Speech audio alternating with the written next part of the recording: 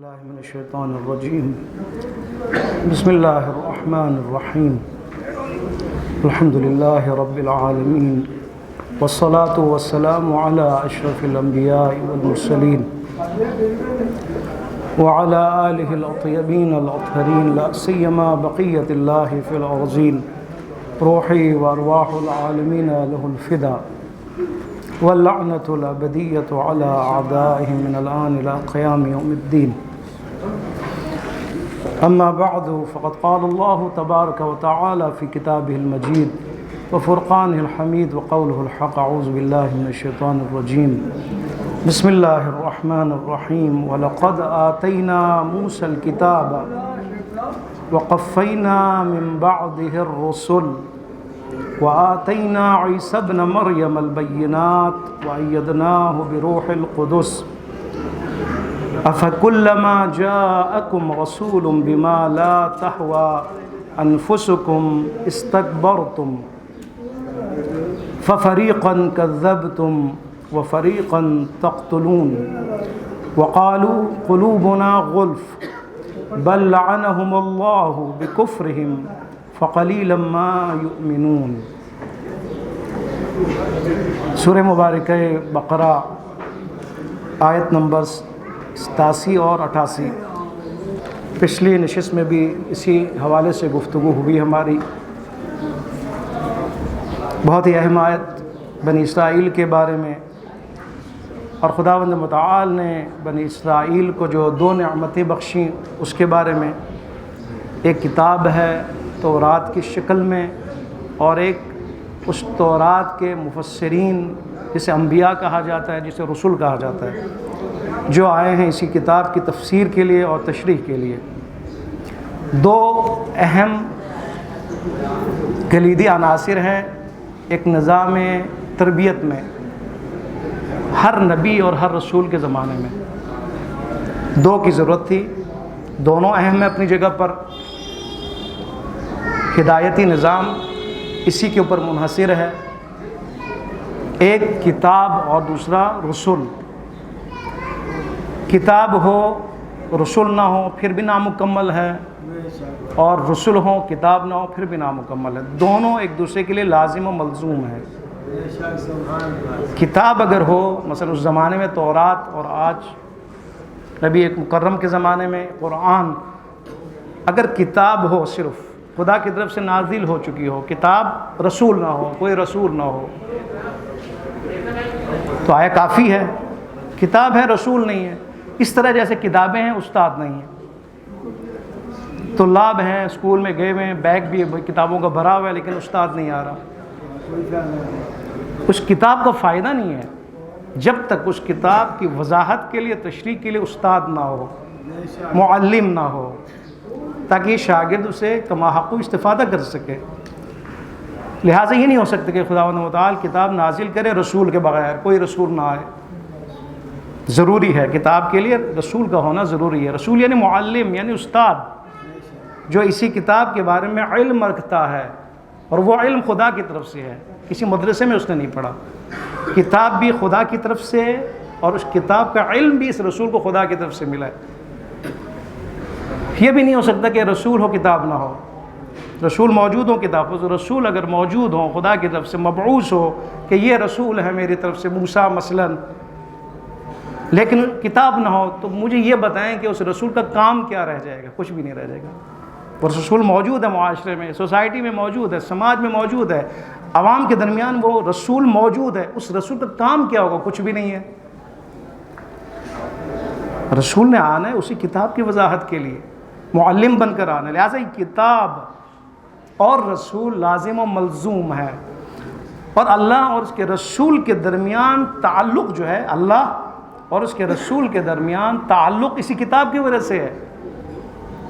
کتاب کی وجہ سے، کتاب کی خاطر ہے، کتاب کے لیے ہے. اور خداوند متعال نے کتنا بڑا، کتنا مضبوط انتظام کیا ہے اس کتاب کے لیے، اسی کتاب کو سمجھانے کے لیے، اسی کتاب کو پہنچانے کے لیے. جو بیچ میں واسطہ ہے وہ کون ہے؟ معصوم فرشتہ جبرائیل. تاکہ یہ جبرائیل اس کتاب کو کما حقہ امانت کے ساتھ بغیر غلطی کے لے اور لے کر رسول اللہ تک پہنچائے. کتنا بڑا اہتمام ہوا ہے اس کتاب کے لیے. جبرائیل کا کیا کام ہے؟ اس کتاب کو لینا خداوند متعال کی طرف سے اور پہنچانا رسول اللہ کی ذات تک.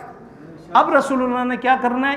اب رسول خدا صلی اللہ علیہ وآلہ وسلم کو بھی خداوند متعال نے غلطیوں سے پاک کیا، معصوم بنایا، تاکہ اس کتاب کو سمجھنے کے بعد کما حقہ، حق کے ساتھ، بغیر غلطی، بغیر کسی مشکل کے، بغیر کسی کمی بیشی کے عوام تک پہنچائے.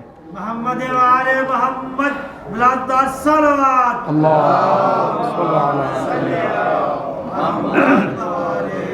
آپ نے دیکھا کتنا خوبصورت اہتمام ہے خداوند متعال کی طرف سے. وہ قرآن جس کو ہم اہمیت نہیں دیتے، خداوند متعال نے کتنا اہتمام کیا اس کے لیے. وہ قرآن کے جو بند کر کے ہم رکھتے ہیں اس کی کتنی اہمیت ہے. اس کتاب کے نزول کا فلسفہ کیا ہے. اس کتاب کے پہنچانے میں خداوند متعال نے جبریل جیسے فرشتے کا سہارا لیا، اور اس کے بعد رسول اللہ جیسی ہستی جو اکمل ہیں، جو اشرف ہیں، کائنات میں انسانوں سے سب سے بڑا افضل، اس انسان کو اس کتاب یعنی قرآن کو پہنچانے کی ذمہ داری دی. معصوم بنائے، غلطی نہ کریں، اس عمارت میں کوئی کوتاہی نہ رہ جائے. یہ مکمل طور پر 100% عوام تک اس کا لفظ بلفظ پہنچے، حرف بحرف پہنچے. پہنچی ہے نہیں کتاب؟ کس لیے یہ سارا اہتمام کس لیے ہو رہا ہے؟ جبرائیل کیوں بیچ میں ہے؟ رسول اللہ کے قلب پر یہ کتاب نازل ہوا، 23 سال میں تدریجاً نازل ہوا ہے. کیوں؟ اس لیے کتاب ہم تک پہنچے. پہلا مرحلہ یہ، کتاب ہم تک پہنچے یا نہیں پہنچا؟ پہنچی نہیں پہنچی؟ آپ اور میرے گھروں میں ہے یا نہیں کتاب؟ کتاب تو پہنچی ہوئی، قرآن تو ہے. دیکھیں یہاں پہ قرآن موجود، آپ کے گھروں میں موجود، امام بارگاہوں میں موجود، آپ کے کتابوں کے تاخچوں پہ موجود، آپ کے ہاتھوں میں موجود. لیکن اس کی اگلا مرحلہ کہ کتاب کے پہنچنے کے بعد یہ رسول کتاب آپ تک پہنچا چکے ہیں، اس کے بعد اس کتاب کا پیغام کا پہنچنا ضروری ہے. یہ بہت اہم ہے. کتاب کو غلاف میں بند کر کے رکھنا نہیں ہے، قرآن کو بند کر کے سنبھال کے نہیں رکھنا، کوئی مٹی نہ پڑے. اس کے بعد آپ اس کو صاف ستھرا کریں، اس کو چومیں، اس حد تک احترام ضروری ہے. لیکن اس کے پیغام کو لینے کی ضرورت ہے. کتاب کے پہنچنے کے بعد، رسول اللہ کے سب سے بڑے اقدام کے بعد، رسول اللہ نے اصحاب تک پہنچایا، اصحاب نے ایک دوسرے سے پہنچایا، اصحاب نے تابعین تک پہنچایا، تابعین نے تبع تابعین تک پہنچایا، سلسلہ جاری رہا، اور آج ہمارے پاس یہ قرآن موجود ہے. امانت الہی ہے یہ.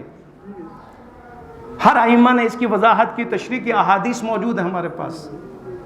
رسول اللہ نے خود اس کی تفسیر کی، تفاسیر موجود ہے ہمارے پاس. لیکن پیغام ہم تک پہنچا نہیں پہنچا. اس پیغام کو لینے کی ہم نے کوشش کی یا نہیں کی؟ یہ بہت اہم ہے. پہنچانے کے بعد اس کے پیغام کو لینے کا فلسفہ کیا ہے؟ بہت اہم ہے. قرآن سے ہم نے کیا لینا ہے، اور قرآن نے کرنا کیا ہمارے ساتھ؟ یہ بہت اہم ہے. سوال ہے نا، قرآن تو ہے ہمارے پاس، پیغام قرآن لینے کے بعد کرنا کیا اس قرآن نے؟ خدا بند متعال اس قرآن کے ساتھ ہمارے ساتھ کرنا کیا چاہتا ہے، ہمیں کہاں پہنچانا چاہتا ہے؟ عزیزان محترم، بہت اہم ہے. قرآن یہ چاہتا ہے کہ ہم اپنے نفس کی غلامی سے آزاد ہوں، اپنے نفس کی غلامی سے آزاد ہوں. وہ انسان کے جو اپنے نفس کا غلام ہو، کسی کا بھی غلام بن سکتا ہے. پاکستان کے حالات آپ کے سامنے ہیں. غلاموں کے ہاتھ میں حکومت ہے یا نہیں ہے؟ پاکستان کا حال کیا بنا رکھا ہے انہوں نے؟ غلامی اس وقت بہت اہم موضوع ہے ہمارے لیے. یہ غلامی انسان کیوں کرتا ہے؟ اس لیے کہ انسان خود اپنا غلام ہے، اپنے نفس کا غلام ہے. قرآن اس لیے آیا کہ سب سے پہلے انسان اپنا غلام نہ ہو، اپنی غلامی چھوڑ دے، اپنے نفس کی غلامی چھوڑ دے. یہ نفس بڑا خطرناک ہے. ہوا ہوس کا پیرو ہونا یہ بہت خطرناک ہے. نفس پرست انسان بہت خطرناک ہے. نفس پرست انسان سے کیا مراد ہے؟ یعنی جو اپنے خواہشوں پہ چلتا ہے، جو اپنی مرضی پہ چلتا ہے. دو چیزیں خطرناک، جو خدا کے دیے ہوئے اصول کو اگنور کرتے ہوئے اپنی مرضی سے چلے، اور دوسروں کی مرضی سے چلے، قوانین الہی کے احترام کے بغیر، اس کو رعایت کے بغیر، یہ غلام ہے۔ اپنی مرضی سے چلنے والا کہ وہ نہ دیکھے قرآن کیا کہہ رہا ہے، خدا کیا کہہ رہا ہے، رسول اللہ کیا فرما رہے ہیں، کیا چاہتے ہیں، ان کی کیا مرضی ہے، امام کی کیا مرضی ہے، امام زمانہ عجل اللہ فرجہ شریف کی کیا مرضی ہے، نہیں، کوئی مرضی نہیں، میری اپنی مرضی چلے گی اور کسی اور کی بھی مرضی چلے گی، خدا کو چھوڑ کر، ائمہ اطہار کو چھوڑ کر۔ یہ ہوا و ہوس کا شکار انسان ہے۔ ہوا و ہوس یعنی کیا مطلب؟ ہوس ایک نفس امارہ جو انسان کے اندر ہے، یہ نفس انسان کو مجبور کرتا ہے کہ وہ رنگینیوں کے پیچھے جائے، جذاب چیزوں کے پیچھے جائے، خوبصورت مناظر کے پیچھے جائے، لذتوں کے پیچھے جائے۔ یہ نفس ضروری ہے انسان کے لیے، اس سے پہلے عرض کر چکا ہوں کہ نفس کا ہونا ضروری ہے تاکہ یہ انسان خواہش رکھے اور خواہش کے مطابق وہ زندگی گزارے۔ خواہش ہو اس کے اولاد کی، شادی کرے، وہ خواہش ہو اس کے اندر کچھ کھانے کی تاکہ اس کی پرورش ہو۔ خواہشات نہ تو انسان چل نہیں سکتا، گھر سے نہیں نکل سکتا، ساری چیزیں خواہشات کے اوپر ہے۔ لیکن یہ انسان اس وقت خواہش پرست بنتا ہے جب ہر خواہش کے پیچھے چلے، اپنی مرضی چلانا چاہے۔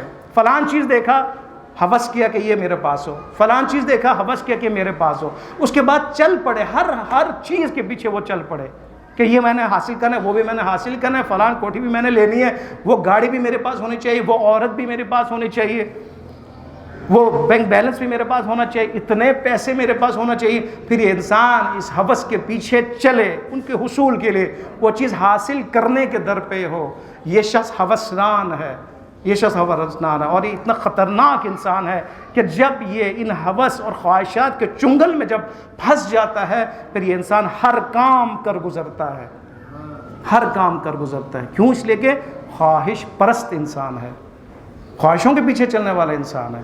قرآن اس لیے کہ انسان خواہشوں کے پیچھے نہ جائے، خدا کے پیچھے جائے، ائمہ اطہار کے پیچھے جائے، ان کا پیرو بنے، نہ کہ خواہش کے پیچھے جائے، نفس کے پیچھے جائے۔ بہت اہم ہے یہ۔ اب دیکھیں جو آیتیں پہلے آپ کے سامنے عرض کی، امیر المومنین علیہ الصلوۃ والسلام نے جو خطبے اول میں جو انبیاء کے مبعوث ہونے کا جو فلسفہ دو بیان کیا، اب وہاں بھی اگر دیکھیں تو وہاں پہ بھی یہ موضوع موجود ہے کہ جہاں پر کیا فرمایا کہ رسول اللہ یا انبیاء تشریف لائے تاکہ ان کی جو فطرتی عہد ہے اس عہد اور میثاق کو پورا کرے۔ ہے یا نہیں ہے؟ کیوں؟ اس لیے کہ فطرت میں غلامی نہیں ہے، فطرت میں غلامی نہیں ہے۔ ہے کوئی فطرت، کوئی غلام بننا چاہتا ہے کوئی غلام بننا؟ کوئی ہوس رکھتا ہے کہ میں غلام رہوں؟ فطرت میں آزادی ہے، فطرت میں آزادی ہے۔ انبیاء اس لیے ہیں کہ تاکہ جو فطرت میں جو عہد ہے، انسان نے جو کیا ہوا عہد، اس کو پورا کرے۔ کیوں؟ اس لیے کہ وہ آزاد رہے، وہ کسی کا غلام نہ بنے۔ دوسرا مقصد کیا بیان کیا امیر المومنین علیہ الصلوۃ والسلام نے؟ تاکہ اس کے اندر جو عقل کی صلاحیت موجود ہے، عقلی صلاحیت موجود ہے، عقلی خزانہ جو اس کے اندر موجود ہے، اس صلاحیت کو بروئے کار لائے، صلاحیت کو اجاگر کرے۔ انسان کے اندر جو پوٹینشیل ہے عقلی طور پر، اس کو برملا کرے، صلاحیت کو عملی میدان میں لے کے آئے تاکہ انسان کے اندر طاقت ہو۔ اب بتائیں، عقل اس کے اندر ہو، وہ غلام بن سکتا ہے؟ غلام نہیں بنے گا۔ عاقل کبھی غلام نہیں بن سکتا، عاقل آزادی چاہتا ہے۔ فطرت جس کا مسخ ہو چکا ہو وہ غلام بنتے ہیں، جس کے اندر عقل کی کمی ہو اور کمزوری ہے وہ غلام بنتے ہیں۔ انبیاء اس لیے آئے کہ فطرت بھی مسخ نہ ہو اور عقل بھی پرورش کرے تاکہ انسان غلام نہ بنے۔ غلامی غیر قابل قبول ہے، غلامی کی مذمت کی گئی ہے، اور غلامی کی بنیاد کیا؟ ہوا و ہوس ہے۔ ہوا و ہوس کے بارے میں آپ دیکھیں امام صادق علیہ الصلوۃ والسلام کیا فرماتے ہیں۔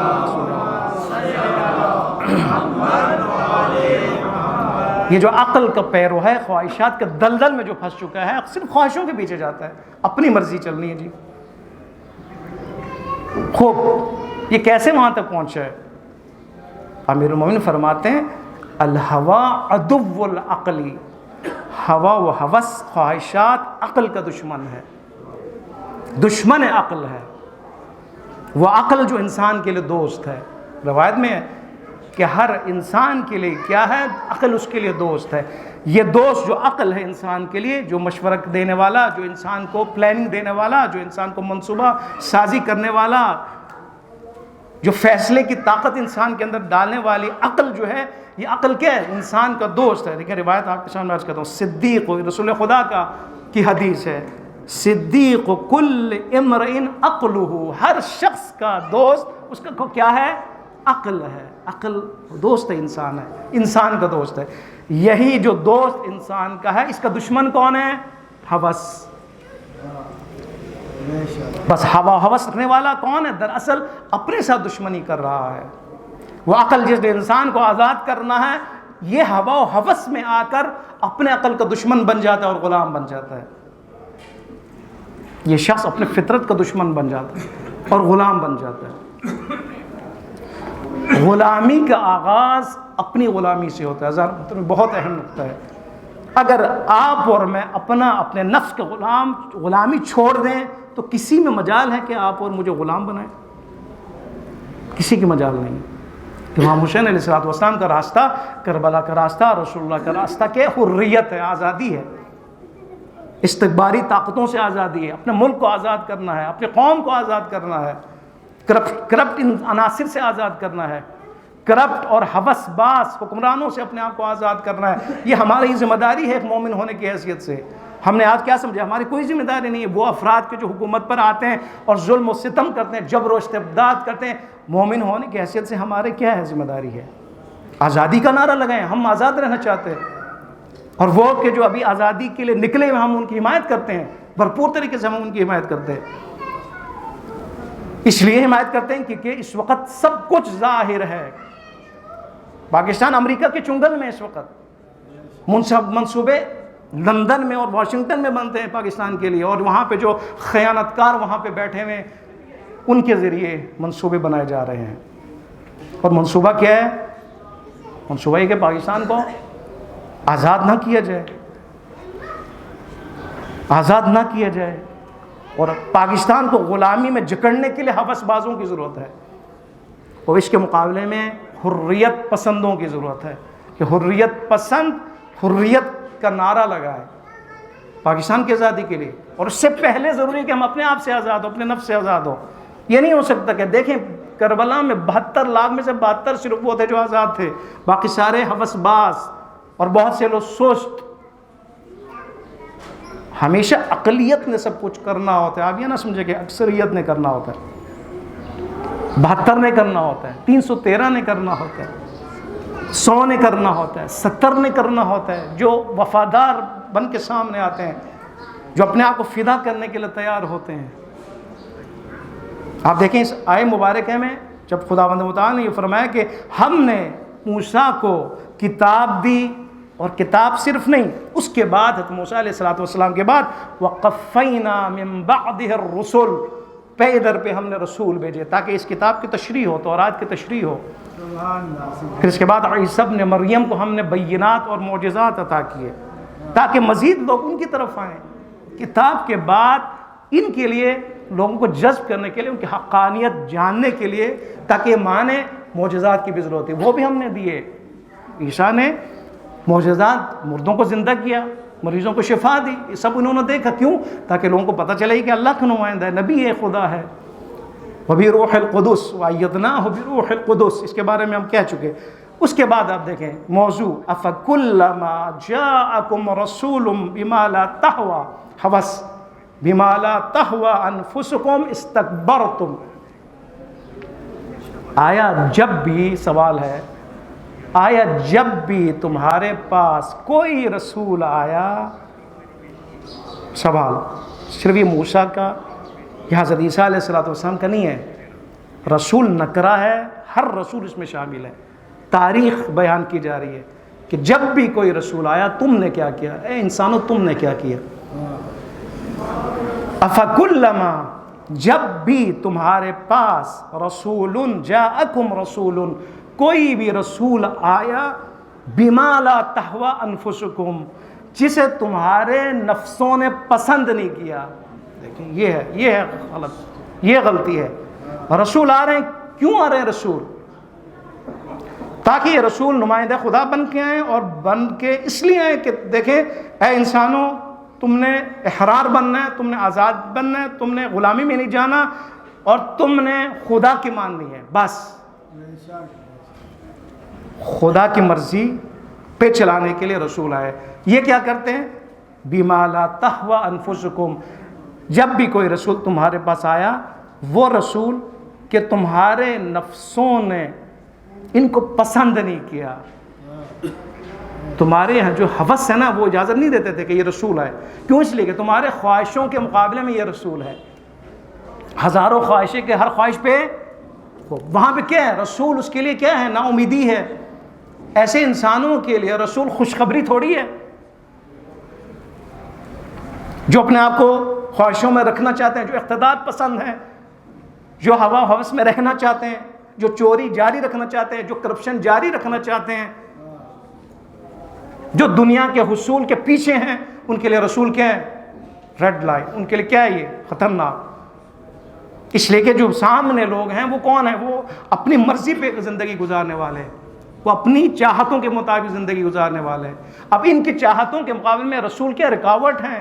یہی بیان فرمایا، جب بھی رسول تمہارے پاس آیا، وہ رسول، آگے صفت بیان ہو رہی ہے، وہ رسول کہ تمہاری مرضیوں کے خلاف یہ تھے، تمہارے ہوس کے خلاف یہ تھے۔ کیا کیا؟ استکبرتم، تم نے وہاں پر اکڑ کا مظاہرہ کیا، کھڑے ہو گئے تم وہاں پر، تم نے اس لشکر میں شامل ہوئے بغیر، تمہیں کیا چاہیے تھا؟ ان کے لشکر میں شامل ہو جاتے، معصوم کے لشکر میں شامل ہو جاتے، لیکن تم نے کیا کیا؟ اکڑ دکھایا، تکبر دکھایا، اور ان کے مقابلے میں آ گئے۔ استکبرتم، تکبر دکھایا تم نے، اور اس کا نتیجہ کیا ہوا؟ اس تکبر کا نتیجہ، جس تکبر کے پیچھے ہوا و ہوس ہے، شہوت رانی ہے، جن سے آزادی ہے، کیا کیا انہوں نے؟ تکبر دکھایا، اکڑ دکھائی۔ تواضع دکھانا چاہیے تھا، موم ہونا چاہیے تھا، اپنے آپ کو تسلیم خم کرنا چاہیے تھا، لیکن کر کیا رہے؟ رسول کے مقابلے آ کر کھڑے ہو رہے، اکڑ دکھا رہے۔ اس کا کیا نتیجہ نکلا؟ دیکھیں، فَفَرِيقًا كَذَّبْتُمْ، اس تکبر کی وجہ سے تم نے کیا کیا؟ بہت سے رسولوں کو جھٹلا دیا تم نے، اور جب اس پہ بھی بات نہیں بنی، مزید دشمنی بڑھی۔ وَفَرِيقًا تَقْتُلُونَ، تم نے بہت سے نبیوں کو قتل کیا۔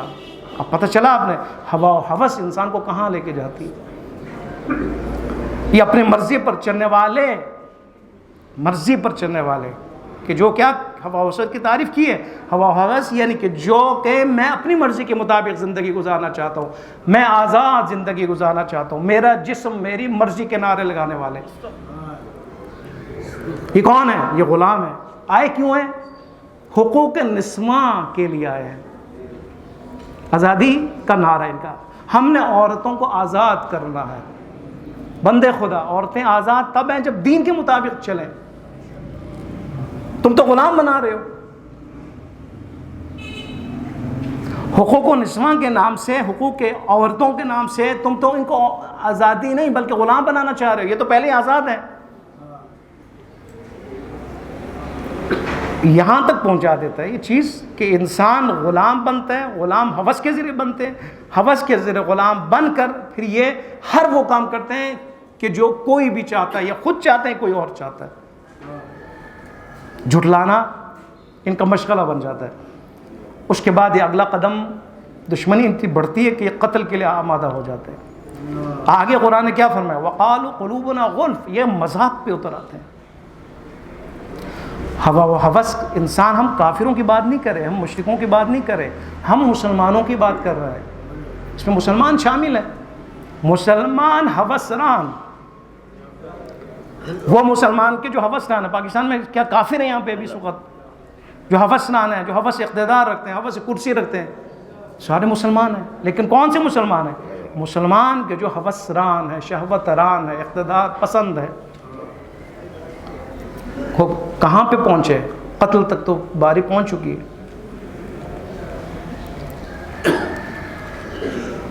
مذاق، انہوں نے کیا کہا؟ وَقَالُوا قُلُوبُنَا غُلْفٌ، ہوسداروں نے یہاں تک کہہ دیا کہ ہمارے قلوب، ہمارے دل غلاف میں بند ہیں.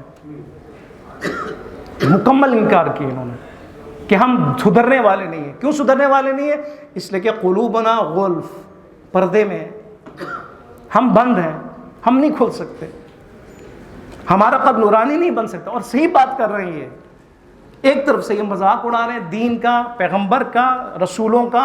رسول فرما رہے ہیں کہ تمہارے دل نے آزاد ہونا ہے، تمہارے دل نے نورانی بننا ہے، لیکن یہ کیا کہتے ہیں؟ نہیں، ہمیں یہ نہیں چاہیے، ہمارا دل یہی صحیح ہے، ہم تارک دل کے ساتھ زندگی گزارنا چاہتے ہیں. اور انہوں نے اعلان کیا کہ ہمارا دل ابھی کیا ہے؟ غلاف میں ہے، بند ہے، ہمیں یہی بند دل پسند ہے. کیوں؟ اس لیے کہ ہمیں آزاد، ہم شہوتوں کے اس دلدل میں آزاد رہنا چاہتے ہیں. ان کے ذہن میں آزادی کیا ہے؟ آزادی یہ ہے کہ وہ بالکل آزاد ہوں، لبرل ہوں، مادر پدر آزاد ہوں. رسول اللہ ہے نہیں، یہ نہیں ہو سکتا. اگر یہ ہو تو سوسائٹی نہیں رہے گی، معاشرہ نہیں رہے گا، امن و امان نہیں رہے گا، قانون نہیں رہے گا، قانون پر امپلیمنٹ نہیں رہے گا، قانون پر کا نفاذ نہیں رہے گا، بدامنی پھیلے گی، قتل و غارت گری پھیلے گی، کرپشن پھیلے گا، یہ سارے پھیلیں گے. اگر اتنا آزاد اگر انسان کو رکھا جائے. نہیں، آزادی ممکن نہیں ہے. خداوند متعال نے ان پر لعنت بھیجا، بل لعن اللہ لعنہم اللہ، بلکہ اللہ نے ان کو اپنی رحمت سے دور کیا. لعنت کا کیا مطلب ہے؟ رحمت سے دور ہونا. بلکہ اللہ نے، بل لعنہم اللہ، اللہ نے انہیں ان پر لعنت بھیجا. کن پر؟ ہوسرانوں کے اوپر. بکفرہم، ان کے کفر کی وجہ سے. ہوسرانی کفر ہے، خواہشات کے مطابق زندگی گزارنا، اپنی مرضی پر زندگی گزارنا، یہ کفر ہے خدا کے نزدیک، قرآن کی نظر میں. فَقَلِيلًا مَا يُؤْمِنُونَ، بہت کم ہے کہ جو ایمان لاتے ہیں، بہت کم ہے جو ایمان رکھتے ہیں. بس قلت اور قلیل کون ہے؟ ایمان رکھنے والے. کثیر کون ہے؟ اکثریت میں کون ہے؟ جو ایمان نہیں رکھتے. کیوں؟ اس لیے کہ بہت مشکل مرحلہ ہے. مشکل آج کل کے دور میں جہاں ہوا و ہوس زیادہ ہے، جہاں پہ انٹرنیٹ ہے، جہاں پہ ہر چیز انسان کے ہاتھ میں ہے، کہ جہاں پہ مناظر ہیں، جہاں پہ خوبصورتیاں ہیں ظاہری، جہاں پہ ظاہری لذتیں موجود ہیں، وہاں پہ زیادہ خطرناک ہے. انسان اپنا غلام بن جاتا ہے، آرام سے بن جاتا ہے. اور دشمن نے جو پالیسی بنائی ہوئی ہے، جو بنائے انہوں نے، جو پروگرام، اس پروگرام کے تحت آپ کو اور مجھے اسیر بنانا چاہتے ہیں، اپنی غلامی میں رکھنا چاہتے ہیں تاکہ ان کی غلامی رہے. وہ انسان کے جو اپنی غلامی میں ہے وہ دوسروں کی غلامی کے لیے آسانی سے میسر ہے، لیکن جو انسان اپنی غلامی میں نہیں ہے وہ کسی کی غلامی کو قبول نہیں کریں گے. جو اپنی غلامی نہ کرتا ہو، کیوں کسی کی غلامی کرے گا؟ کرے گا کوئی؟ نہیں کرے گا. میں اپنا غلام نہیں ہوں، میں تو خدا کا غلام ہوں. میں خدا کی مرضی چاہتا ہوں، اپنی مرضی نہیں چاہتا ہوں. خوب جو اپنے لیے کسی اور کی مرضی نہیں چاہتا، صرف خدا کی مرضی چاہتا ہے. اب بتائیں کسی اور امریکی مرضی وہ اس پہ چلے گا، وہ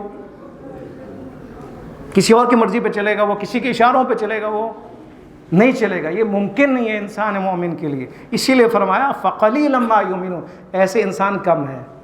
آپ کو معاشرے میں بہت کم ایسے ملیں گے جو طاقت رکھتے ہوں، جن کے اندر پوٹینشیل موجود ہو، کہ جن کے پاس پیکار کے لیے، شہوتوں اور آرزوں اور خواہشوں کے مقابلے میں ڈٹے رہنے کے لیے ان کے پاس طاقت موجود ہے. یہ لوگ کم ہیں، زیادہ نہیں ہے، کم ہیں یہ لوگ. ابھی تو اور بھی کم ہے، قلیل ہے، قلیل سے قلیل تر ہے، کیونکہ جنگ جو ہے وہ بہت خطرناک ہے. جوان موجود ہیں یہاں پہ ماشاءاللہ، نوجوان بھی یہاں پہ موجود ہے. قرآن کا پیغام ہمارے لیے یہ ہے. عرض کیا کہ کتاب اللہ کی طرف سے، خداوند متعال کی طرف سے تحفہ ہے، موجود ہے، آپ اور میرے ہاتھ میں ہے. اس کے بعد خداوند متعال نے رسول اللہ جیسی ہستی ہمیں دی تاکہ اس قرآن کی تشریح کریں اور توضیح. وہ بھی مرحلہ پہ پورا ہو چکا ہے. اب رہ گیا کہ اس قرآن کے ہمارے ہاتھوں میں پہنچنے کے بعد، ہمارے گھروں میں پہنچنے کے بعد اس کے پیغام کو ہم لیں. کیوں لیں اس پیغام کو؟ تاکہ ہم احرار بنیں، حریت پسند بنیں، حریت کی طرف آئیں، اپنی غلامی سے ہم نکلیں، اپنے آپ کو آزاد کریں. یہ ہمارے پاس مقصد ہونا چاہیے. ابھی رمضان مبارک، ماہ مبارک رمضان، ماہ مبارک نزول قرآن ہے. تو پہلے ہی ہمارا ارادہ یہ ہونا چاہیے کہ ہم نے اس سمت میں جانا ہے، ہم نے حریت کی طرف جانا ہے. اور اس کو اپنا مقصد سمجھیں، اپنا مقصد سمجھیں، اس کو اپنا ہدف سمجھیں، الہی ہدف، اپنا نہیں کہ میری طرف سے آپ کی طرف سے تو نہیں ہے نا، اللہ کی طرف سے جو ہدف ہمیں دیا گیا ہے وہ کیا ہے؟ آزاد ہونا ہے، خواہشوں سے آزاد ہونا ہے، خواہشات کہ جو دین سے ٹکراتے ہوں وہ خواہشات ان کی مراد ہے، وہ خواہشیں کہ جن کا ٹکراؤ دین سے ہے، اللہ سے، کتاب خدا سے ہے، ان خواہشوں سے نکلیں اس لیے، اور نکلنے کے لیے جہاد کی ضرورت ہے، جہاد اکبر اس کے لیے، جہاد بے نفس اسی وجہ سے، نفس سے جہاد، نفس کے ساتھ جہاد اکبر اسی لیے مشکل ہے۔ پتہ ہے نا آپ کو، جب آئے وہ قافلہ کے جو جنگ لڑ کے آئے، زخمی بھی ہوئے، بالآخر جیت کے بھی آئے رسول اللہ کی خدمت میں، انہوں نے بڑا احساس فخر کیا، کہا یا رسول اللہ ہم آئے دشمن سے ٹکرا کر، فرمایا کہ یہ تو جہاد اصغر ہے۔ حیران ہو گئے، اتنا بڑا جہاد، تلواروں کے بیچ میں جانا کم ہے، زخم کھانا کم ہے، دشمنوں کے مقابلے میں ٹکرا جانا کم ہے۔ فرمایا ہاں جہاد اصغر ہے، جہاد اکبر تمہارے لیے ہے ابھی، وہ کیا ہے؟ جہاد بن نفس، وہ تو تمہارے لیے، وہ تو 24 گھنٹے ہیں، وہ تو ہر سیکنڈ میں، وہ تو ہر جگہ پہ ہے، وہ تو تمہارے گھر میں بھی تمہارے لیے اس جہاد کی ضرورت ہے، گلی کوچوں میں ضرورت ہے، پارک میں ضرورت ہے، مارکیٹ میں ضرورت ہے، یونیورسٹی اور کالجز میں ضرورت ہے، ہر جگہ پہ اس جہاد کی ضرورت ہے، موبائل پہ ضرورت ہے سب سے زیادہ، ٹی وی پہ سب سے زیادہ ضرورت ہے اس جہاد کی۔ لڑتے ہیں ہم جہاد یہ والا، مجاہد ہیں ہم، یہ نہیں ہے۔ آزادی کے لیے مجاہدت کی ضرورت ہے، آزادی کے لیے مجاہد بننے کی ضرورت ہے۔ آزادی مفت میں نہیں ملتی، پہلا مرحلہ طے ہونا چاہیے، پہلا مرحلہ ہے کہ میں اپنے نفس سے آزاد ہو جاؤں، نفس امارہ سے آزاد ہو جاؤں، نفس امارہ کے کسی حکم پہ نہیں چلوں گا، خدا کے حکم پہ چلوں گا۔ یہ شخص آئے گا میدان میں، پھر ظاہری دشمن اس کے سامنے کچھ بھی نہیں ہے، خلیل ہوں پھر بھی جو ہے نا یہ غالب ہے، مغلوب نہیں ہے، اس لیے کہ خدا کی تائید اس کو حاصل ہے، فرشتوں کی تائید اور مدد اس کے لیے حاصل ہے۔